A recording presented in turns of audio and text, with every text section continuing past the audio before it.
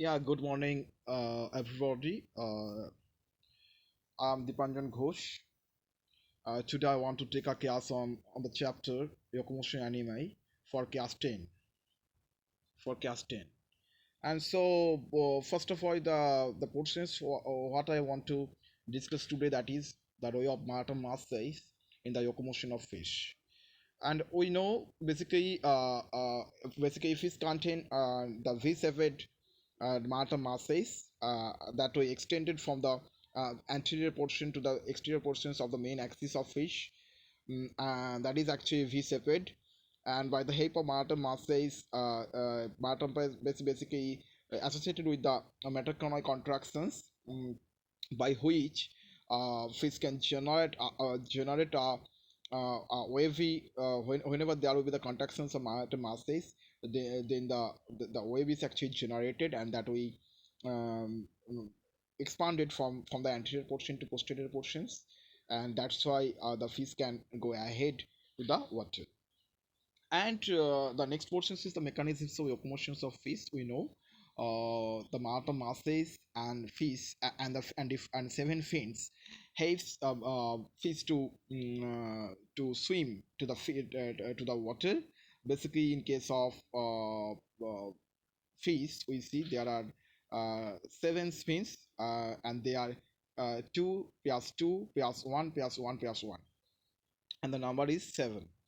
And on the basis of their locations of the fins, they have been classified into that category and basically different fins associated with the different functions, such as the first two fins helps to the upward and downward movement of fish, whereas there are another fin says to the directions of the fish. Okay, determine the directions of the fish. And if we go forward to the flight of a bird, then we can find out those who are true flight, they have been recommended uh, as the primary voluntary animal.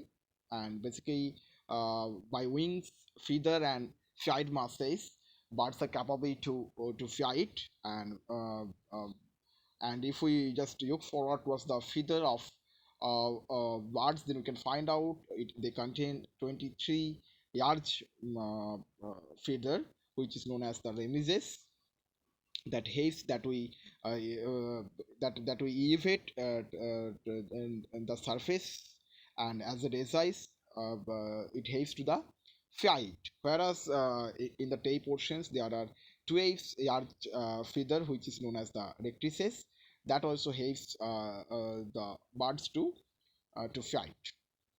And different flight masses also present in case of bird. What we have seen, they contain the pectoralis major, the pectoralis minor also present there. Basically they are remain to the sternum k, so that is sternum, and that is sternum's k. And by pectoralis major, they will apply the force to the downward. As a result, mm, bird can move forward.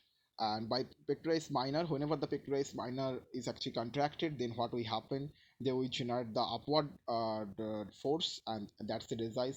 uh, um, that by that contractions process, contractions of the consecutive pectoralis major and pectoralis minor, birds are able to flight. So basically I have discussed about the process by which birds are capable to flight. So basically they are to flight, that is they are wing by the help of feather, by the help of rectrices and remiges.